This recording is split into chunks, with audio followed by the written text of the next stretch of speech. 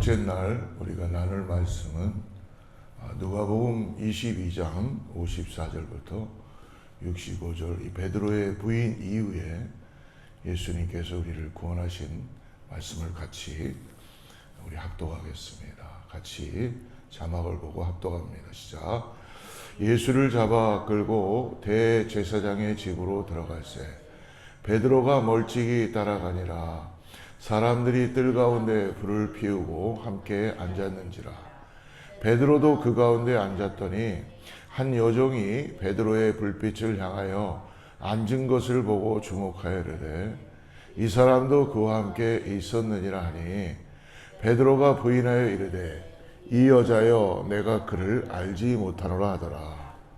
조금 후에 다른 사람이 보고 이르되 너도 그 도당이라 하거늘 베드로가 이르되 이 사람아 나는 아니로라 하더라. 한 시간쯤 있다가 또 한 사람이 장담하여 이르되 이는 갈릴리 사람이니 참으로 그와 함께 있었느니라. 베드로가 이르되 이 사람아 나는 내가 하는 말을 알지 못하노라. 아직 말하고 있을 때에 닭이 곧 울더라. 주께서 돌이켜 베드로를 보시니 베드로가 주의 말씀 곧 오늘 닭 울기 전에 내가 3번 나를 부인하리라 하심이 생각나서 밖에 나가서 심히 통곡하니라.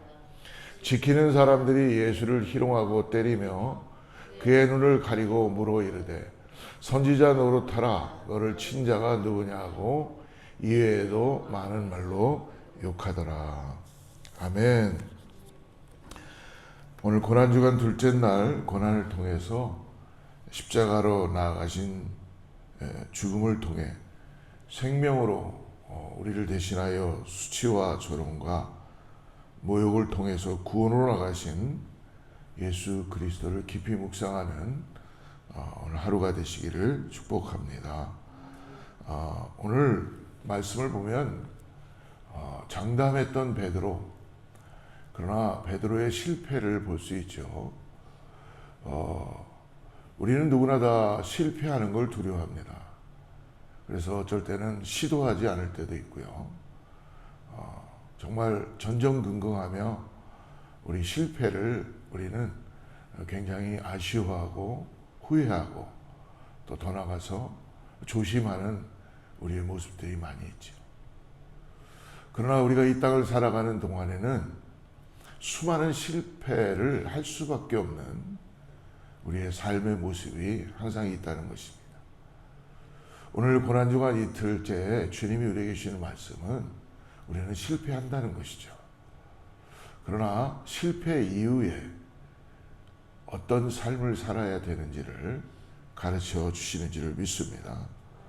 오늘 이 베드로의 이 부인의 이 배경을 보면은 로마의 네로 황제 당시에 많은 그리스도인들이 살기 위해서 예수님을 부인하거나 더 나아가서 자신은 그리스도인이 아니라고 부인할 수밖에 없는 그런 초대교회 이후의 모습이 나타날 수밖에 없습니다. 그러니까 살기 위해서 거짓말을 한다는 것이죠. 현실이 닥쳐지면 그렇게 할 수밖에 없는 게 저희들의 모습인 것 같습니다. 특별히 우리가 사도행전을 보면요, 사도행전 말씀 속에도 예루살렘 교회의 그리스도인들이 스데반 집사가 순교하는 그 이후부터 핍박이 시작되죠. 어떤 일이 벌어졌나요? 크리스찬들이 다 흩어지게 됩니다. 흩어진다고 표현됐지만 실질적으로 도망간 거죠. 도망가서 다 흩어짐으로 인하여 정말 자기의 목숨을 부지하기 위해서 예수 믿는 자들을 잡으러 다니고 핍박하고 그러기 때문에 스데반 집사 이후에 그런 일이 벌어지게 되었습니다. 많은 그리스도인들이 살기 위하여 도망을 가고 더 나가서 부인하고 예수를 부인하고 그리고 죽음에 대한 공포로 인한 이것은 인간의 자연스러운 반응입니다. 살기 위해서라면 세상의 구조는 그렇게 되어 있다는 것이죠. 오늘 베드로가 부인했습니다. 그것도 한 번이 아니라 3번을 사복음서에 다 나와 있는데요. 조금씩 틀린데 특별히 누가는 좀 더 구체적으로 밝혀주고 있는데요. 3번을 순서적으로 마지막 부인은 1시간 이후다라고까지도 써 있습니다. 그만큼 예수님은 이미 그 전에 다락방에서부터 제자들에게 말씀하시고 누가 크냐는 그 서로 변론을 가질 때 베드로가 부인할 것을 예수님은 말씀해 주셨죠. 아마 베드로가 그 말씀을 새겨 들었다면 부인하지 않을 수 있지 않았을까? 그렇지 않았을 것입니다. 사람은 어떤 상황이 되면은 본연의 자기의 모습을 생각하기 때문에 아마 베드로는 부인할 수밖에 없는 그 일을 감당할 수밖에 없었을 것입니다. 오늘 본문에서 베드로도 그러므로 예수님을 3번이나 부인합니다. 나는 그를 알지 못한다 라고 부인하죠. 심지어 마태복음 26장에서 보면요, 예수님을 부인하는데 어느 정도로 부인하냐면 맹세하며 부인합니다. 나는 그를 알지 못한다. 왜 그랬을까? 아까 말씀드린 것처럼 살기 위해서 그러는 것입니다. 살기 위해서. 살기 위해서 예수도 믿고 예수님도 따라가고, 그러나 실질적으로 예수님이 베드로가 그래도 요한과 둘이 예수님을 끝까지 쫓아갔다는 것이죠. 다른 제자들은 다 뿔뿔이 흩어졌는데, 근데 성경에 보면 베드로가 끝까지 쫓아간 이유는 뭐냐면 결말을 보고 싶어서 쫓아갔다는 거예요. 예수님을 멀찌감치 거리를 두면서 예수님이 어떻게 되는가라는 결말을 봤다는 얘기는 뭐냐면 예수님에 대한 구원자에 대한 가능성을 가지고 계속 본 거예요. 그런데 예수님이 병사들에게 끌려가고 여러 가지 상황을 보면서, 그 이전에는 말고의 귀를 자기가 칼로 베었는데도 예수님이 붙여주시잖아요. 그런 걸 보면서 예수님은 분명히 어떠한 역사를 이룰 것이다, 전화위복을 가질 것이다라는 아마 그런 기대를 가지고 끝까지 예수님이 끌려가는 데까지도 쫓아갔었을 거예요. 결말을 보기 위해서. 근데 예수님은 베드로가 원하는 그 마음의 모습이 아니었고 처참할 정도로, 정말 생각하지 못할 정도로 그런 모습으로, 수치와 비굴한 모습으로 잡혀가시고, 그런 모습을 베드로는 보게 되며 3번 부인하게 되죠. 살기 위해서 부인한 것입니다. 베드로가 대제사장의 집에서 재판받으시는 예수님의 제자라는 사실이 밝혀지면서 자신도 같이 붙잡혀서 재판받을 것이라는 두려움이 있게 된 것이죠. 죽을지도 모른다는 두려움 때문인 것입니다. 그래서 살기 위해 예수님을 부인하는 베드로의 모습을 볼 수 있습니다. 오늘 60절 말씀을 한번 보여주세요. 베드로가 이르되 이 사람아 나는 내가 하는 말을 알지 못하노라고 아직 말하고 있을 때에 닭이 곧 울더나. 베드로가 대제사장의 집까지 예수님을 따라 들어간 것은 어떻게 보면 끝까지 결말을 보기 위해서 기대감을 가지고 용기 있는 행동이었습니다. 하지만 결국 그는 예수님께서 예견하신 대로, 6월절 식사의 자리에서 예견하신 대로 예수님을 3번 부인하게 됩니다. 오늘 베드로는 살기 위해서 예수님을 부인한 것입니다. 그는 많은 사람들이 실패한 사람이라고 표현할 수 있을 것입니다. 그러나 실패를 통해서 사도행전 3장 이후부터 성령이 역사하니까 어떤 일이 벌어집니까?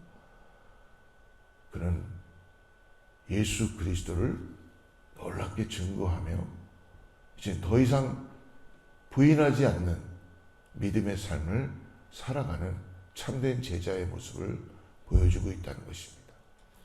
실패가 때때로는 우리를 쓰러지게 합니다. 실패가 우리를 좌절하게 하지만 실패를 통해 우리는 내가 얼마만큼 부족하구나 라는 것을 깨닫게 하는 것이죠. 실패를 통하여서 우리는 내가 얼마만큼 교만하구나 라는 걸 깨닫게 되고, 실패를 통하여서 다시 일어날 수 있는 은혜를 깨닫게 된다는 것입니다.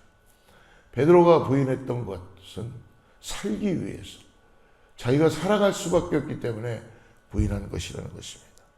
근데 오늘 또 한 분이 나타나시죠. 예수님도 시인하십니다. 베드로와 반대로 예수님의 시인은, 오늘 말씀을 우리가 70절까지 다 읽지는 않았지만 예수님은 죽기 위해서 당신을 시인하십니다. 오늘 한번 70절 말씀 같이 한번 읽어보죠. 다 이르되 그러면 내가 하나님의 아들이냐 대답하시되 너희들이 내가 그라고 말하고 있느니라. 예수님께서 잡혀가시고 죽기 위하여 예수님께서는 제사장들이나 가이사의 법정 앞에서 결코 예수님은 당신을 부인하지 않으십니다. 너가 하나님의 아들이냐라는 이 질문은요, 유대인들에게는 바로 십자가에 달을 수 있는 죄목이 될 수 있는 참남죄를 범하시는 것입니다. 어떻게 감히 자기들이 믿고 있는 하나님의 아들이라고 할 수가 있겠는가. 그러나 그들이 친히 자기들의 입술로 예수님을 하나님의 아들이냐라고 물어보는 그 가운데 시인하는 게 있었다는 것이죠.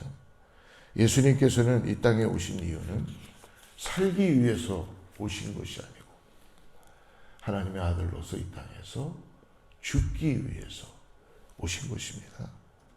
그래서 오늘 다 이르되 그러면 내가 하나님의 아들이냐 대답하시되 너희들이 내가 그라고 말하고 있다.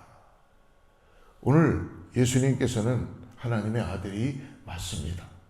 하지만 나사렛 출신의 목수인 예수님이 스스로 하나님의 아들이라고 하신 것은 유대인들에게 있어서 말씀드렸지만 참남죄를 범함으로 인하여 십자가로 가는 일을 본인이 스스로 선택할 수밖에 없었지만 하나님의 아들이셨기에 그것을 부인할 수가 없는 것이요, 하늘로부터 내려진 사명이며 구원자로서 이 땅에 오신 이유이기 때문에 그 일을 죽으시기 위하여 이루시는 것이죠.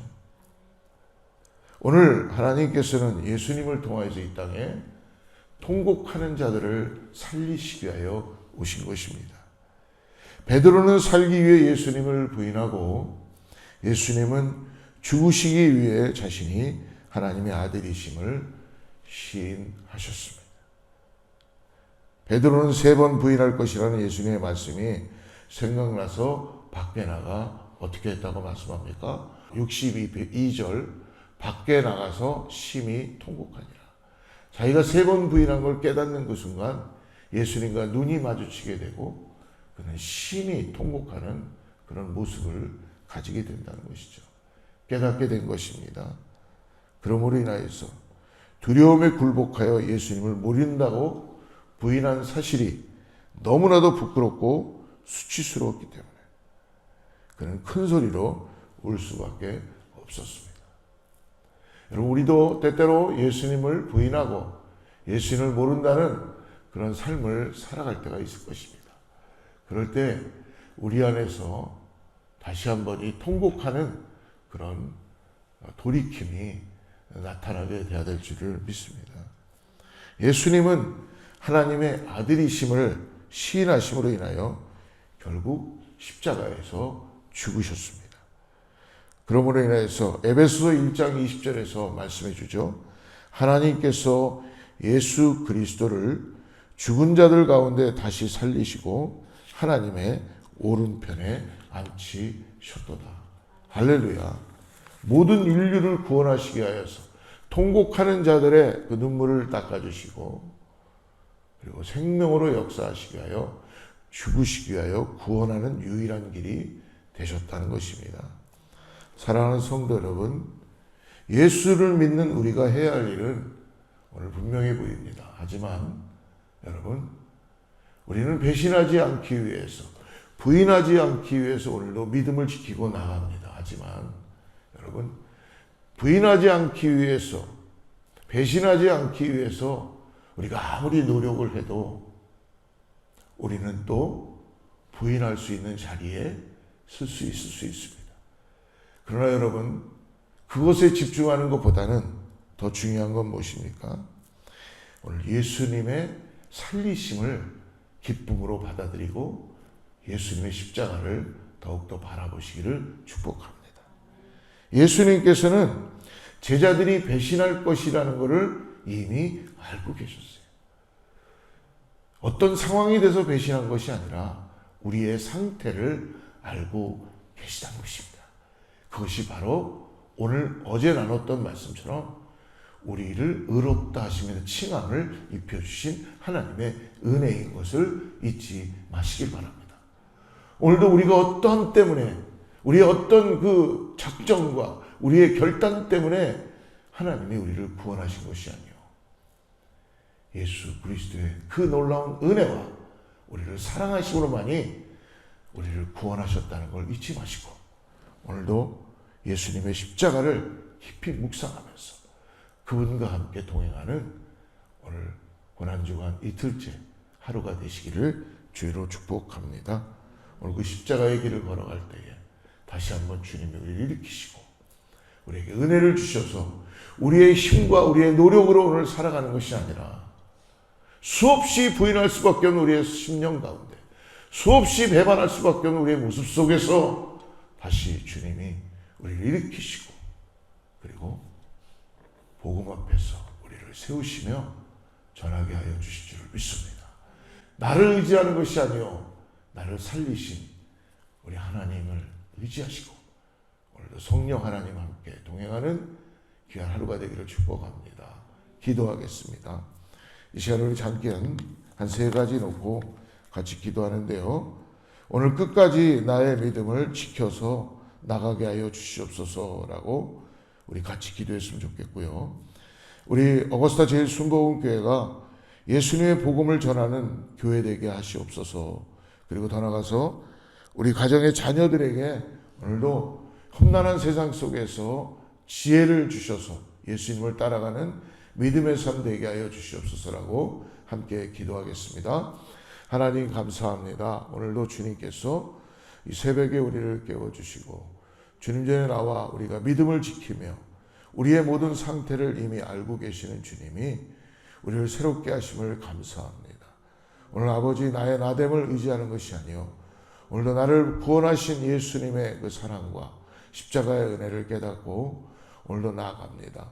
오늘 성령 하나님 함께하여 주셔서 이 귀한 교회를 주님이 사용하여 주시고 교회로 함께 모인 성도님들에게 하나님의 은혜가 차고 넘치게 하여 주셔서 오늘도 주님 이 교회를 통하여서 지역에 복음이 전해지게 하시고 가정들마다 살아나게 하여 주시고 특별히 자녀들에게 오늘도 지혜를 허락하여 주셔서 이 땅을 살아가는데 하나님께서 꼭 필요한 사람들로 기름 부어주시고 그 자녀들이 어디 있든지 간에 예수 그리스도를 믿음으로 바라보며 나가는 귀한 자녀들 될 수 있도록 함께하여 주시옵소서.